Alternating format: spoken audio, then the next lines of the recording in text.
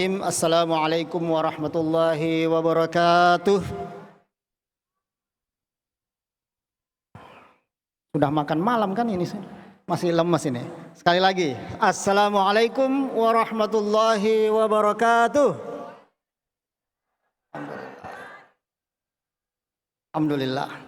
Hamdan wa syukran lillah, salatu wa salaman daimaini mutalazimaini ala Rasulillah Sayyidina Muhammad wa ala alihi wa ashabihil mujahidin at-tahirin, amma ba'du. Jemaah salat tarawih yang dimuliakan oleh Allah Subhanahu wa taala, tidak bosan-bosannya kita menyampaikan rasa syukur yang tak terhingga pada Allah Subhanahu wa taala yang telah memberikan banyak limpahan rahmat kepada kita semua sehingga kita bisa berkesempatan datang ke masjid ini menjalankan salah satu ibadah wajib dan sunnah bagi kita semua di bulan Ramadan.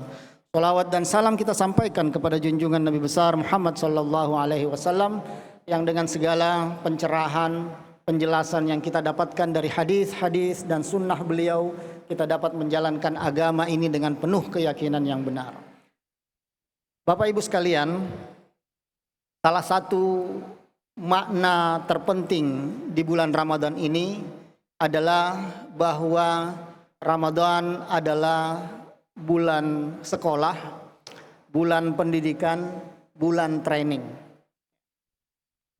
Kalau kita anggap Ramadan itu sebagai masa atau waktu, maka kita anggap Ramadan ini sebagai waktu di mana kita sekolah, kita di training, dididik untuk nanti bisa menjadi alumni Ramadan yang bermanfaat bagi sesamanya. Kalau kita katakan sebagai tempat, maka Ramadan ini bisa menjadi wadah pendidikan, madrasah bagi kita, atau mungkin kawah candra di muka, yang insya Allah setelah melalui bulan Ramadan kita akan keluar dengan sukacita, dengan membawa segala nilai-nilai yang kita pelajari, kita praktekkan di bulan Ramadan ini untuk kemudian menjadi gaya hidup kita di luar bulan Ramadan. Salah satu yang bisa kita jadikan Ramadan ini sebagai tempat untuk mendidik kita, mentraining kita adalah penyucian jiwa. Tazkiyatun nafs dalam bahasa Arab. Meskipun penyucian itu, pembersihan itu bisa saja kita gunakan istilah tazkiyah atau juga toharah. Ada ulama yang kemudian membedakan bahwa tazkiyah khusus untuk hati kita, khusus untuk jiwa kita, sementara toharah adalah pembersihan fisik kita. Karenanya di kitab-kitab fikih ketika kita belajar tentang bersuci, maka disebut dengan istilah kitabut toharah. Tapi tidak demikian selalu dimaknai bahwa toharah itu adalah pensucian fisik kita saja. Ya. Kalau kita ingat salah satu kitab dalam disiplin tasawuf, ada nama kitab berjudul Toharatul Qulub. Ya, jadi toharah disandingkan dengan kata qulub. Ini sudah berbeda dengan makna toharah di awal tadi, yaitu pensucian fisik. Tapi toharatul qulub, pensucian hati, ya, jiwa kita, yang oleh pengarangnya Syekh Abdul Aziz Al-Wiridi itu berisi tentang banyak cara untuk membersihkan hati kita. Nah, saya hanya akan mengambil satu bagian saja untuk kita bahas dalam kesempatan yang singkat ini. Bahwa salah satu makna dari pensucian jiwa kita itu adalah melatih batin kita, melatih ruhaniyah kita, yang tujuannya adalah untuk sampai dekat kepada Allah Subhanahu wa taala. Kita sudah banyak belajar, sudah banyak membahas bagaimana sebenarnya kedekatan kita pada Allah Subhanahu wa taala, ya. Kita ini manusia memiliki nyawa yang salah satunya dimaknai dengan ruh. Ruh ini oleh Allah di dalam salah satu ayat Al-Quran dikatakan bahwa ruh ini adalah bagian dari diri Allah Subhanahu wa taala. Dalam Al-Qur'an Allah tegaskan fa idza sawaituhu fanafakhtu fihi min ruhi. Ketika saya sudah seimbangkan, ketika saya sudah sempurnakan janin manusia di dalam rahim ibu, maka kemudian fanafakhtu fihi min ruhi. Saya kemudian tiupkan min ruhi, bagian dari ruhku. Ada perbedaan pendapat dalam memahami ini ruh siapa yang Allah tiupkan ke dalam diri kita ini, yang kemudian kita sebut sebagai nyawa. Yang menarik misalnya kalau para fuqaha biasanya menafsirkan, memahami sebuah atau seluruh kata di dalam Al-Quran biasanya ditafsirkan secara tekstual. Tapi untuk memahami ayat ini mereka justru melakukan takwil, ya, pengalihan makna, bahwa yang ditiupkan oleh Allah ke dalam diri manusia itu adalah ruh yang Allah ciptakan. Jadi min ruhi itu diartikan dengan ruh, saya kemudian tiupkan ruh yang saya ciptakan. Sebaliknya, kalangan ahli tasawuf yang biasa memaknai Al-Quran dengan cara takwil, dengan memalingkan maknanya ke makna-makna batin, kali ini justru tekstual, bahwa yang Allah tiupkan ke dalam diri kita itu adalah min ruhi, kata Allah, bagian dari ruhku.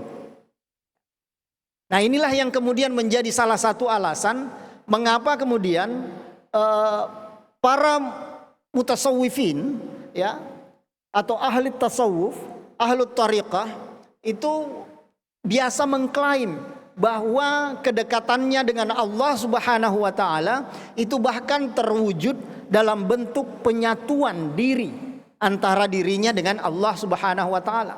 Karena secara teoritis yang ruh yang kita punya ini berasal dari Allah langsung. Sehingga kalau seandainya dia dididik sedemikian rupa, dilatih sedemikian rupa, maka bisa sampai pada posisi yaitu bersatu dengan Allah Subhanahu wa taala. Apakah ini mungkin? Kita boleh mengambil banyak contoh. Salah satunya adalah bagaimana Rasulullah Shallallahu alaihi wasallam atau para nabi-nabi lainnya itu menerima wahyu. Menerima wahyu itu ya baik langsung dari Allah Subhanahu wa taala ataupun melalui malaikat. Itu harus ada komunikasi komunikasi dua arah yang nyambung, ya, kelasnya sama, ya, medannya sama, alamnya sama, baru kemudian disebut komunikasi. Nah, yang terjadi dalam proses pewahyuan itu adalah bahwa kadang-kadang malaikat yang berubah wujud seperti manusia, seperti dalam hadis Jibril yang sangat terkenal itu. Di situ ada dialog, ada komunikasi, jadi nyambung. Atau sebaliknya, Rasulullah Shallallahu alaihi wasallam dengan kekuatan ruhnya mampu berada di alam yang berbeda, di alam yang sama dengan para malaikat. Jibril khususnya untuk dapat menerima wahyu. Karena kalau tidak mungkin terjadi komunikasi. Nah, di sini artinya Rasulullah Shallallahu alaihi wasallam dan juga nabi-nabi lainnya pasti telah melatih dirinya, melatih ruhnya untuk bisa bersatu misalnya dengan alam malaikat untuk menerima wahyu tersebut. Tentu ada upaya-upaya, ada mujahadah yang sifatnya fisik, yang bisa kita lihat, yang bisa kita rasakan, di mana ada proses adaptasi yang cukup sulit. Misalnya ketika Nabi pun menerima wahyu. Mungkin kita masih ingat salah satu cara tersulit Nabi menerima wahyu adalah seperti merasakan bunyi lonceng yang sangat memekakkan telinga. Mungkin kalau kita bisa bayangkan, kita masukkan kepala kita ke dalam lonceng yang besar dan kemudian lonceng itu dipukul. Kira-kira suara yang memekakkan telinga itu, suasana seperti itulah yang dirasakan Rasulullah salah satunya ketika menerima wahyu. Mengapa?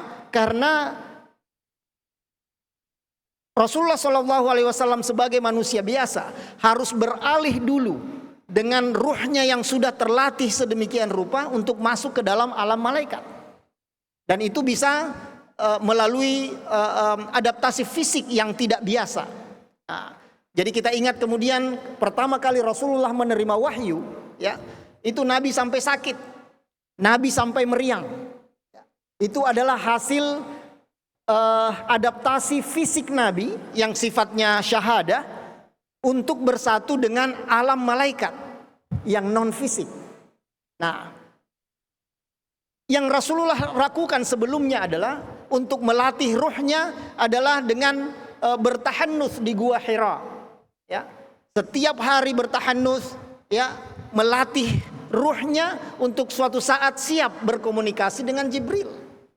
Nah, ini merupakan latihan-latihan yang sangat berat dan harus konsisten kalau kita ingin menuju ke sana. Kalau kita ingin naik kelas, kalau kita ingin naik level, maka kita perlu melatih ruh kita ini, melatih jiwa kita ini untuk bisa berada di alam yang berbeda jika ingin merasakan indahnya, merasakan nikmatnya bersatu dengan Allah Subhanahu wa taala. Saya sendiri baru bisa bicara secara teoritis. Ya.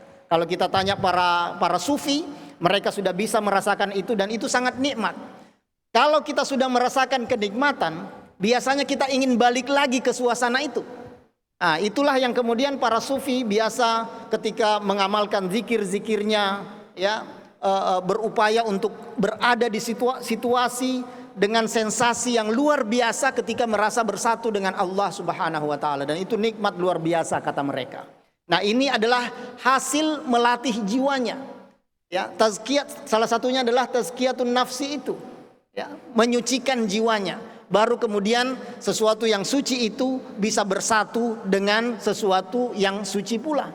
Tidak mungkin bersatu sesuatu yang kotor dengan sesuatu yang suci. Nah, disinilah di bulan Ramadan, ya, kita melatih diri kita, ya, kita mendidik diri kita dengan segala nilai yang bisa kita dapatkan selama bulan Ramadan ini, baik itu kejujuran, ya, kita kan jujur semua ini, ya, kita bisa saja berkata pada orang-orang di sekitar kita, saya puasa hari ini, tapi kita makan di belakang, tapi itu tidak pernah kita lakukan. Orang lain tidak tahu, misalnya kalau kita makan di belakang, kemudian kita berkata ke orang-orang saya sedang puasa. Itu bisa saja kita lakukan dengan mudah, tapi tidak kita lakukan. Itu kejujuran yang kita jaga bersama Allah Subhanahu wa taala. Dan itulah makna di mana dalam satu hadis qudsi Allah berfirman bahwa kullu amali bani Adam lahu, bahwa seluruh amal Bani Adam adalah untuknya sendiri. Di situ Allah tambahkan illa saumu, kecuali saum, kecuali puasa. Puasa yang saum, ya, bukan puasa yang siam, itu lain lagi urusannya. Jadi Allah yang langsung membalasnya. Itu sama kalau pimpinan kita berkata biarkan saja si A, B, dan C digaji oleh bendahara, dibayarin oleh bendahara, tapi khusus untuk D biar saya yang bayar sendiri. Kira-kira gajinya lebih sedikit atau lebih banyak? Pasti lebih banyak. Dan itu yang Allah akan berikan pada kita yang melaksanakan puasa dengan sungguh-sungguh. Jadi puasa kita ini melatih banyak hal. Tadi kejujuran, kesabaran, ya, banyak lagi, ya, termasuk bagaimana kita melatih potensi ruhaniyah kita ini menjadi ruh, menjadi jiwa-jiwa yang suci, yang insya Allah setelah nanti kita keluar dari bulan Ramadan, kita bisa menjadikannya sebagai gaya hidup. Jadi kalau di bulan Ramadan ini sebenarnya kita sedang magang saja, magang, ya, kita latihan nih.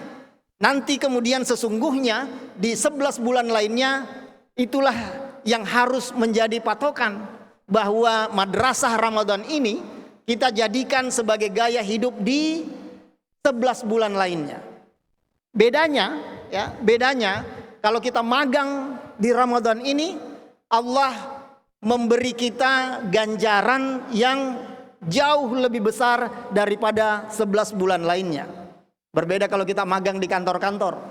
Orang yang magang boleh jadi dia dibayar, boleh jadi dia tidak, bayarannya pun sedikit. Nanti kalau jadi pegawai tetap baru bisa naik banyak bayarannya.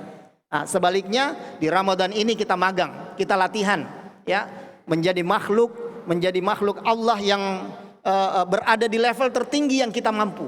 Yaitu salah satunya dengan penyucian jiwa tadi yang insya Allah bisa kita jadikan praktek hidup kita di 11 bulan lainnya.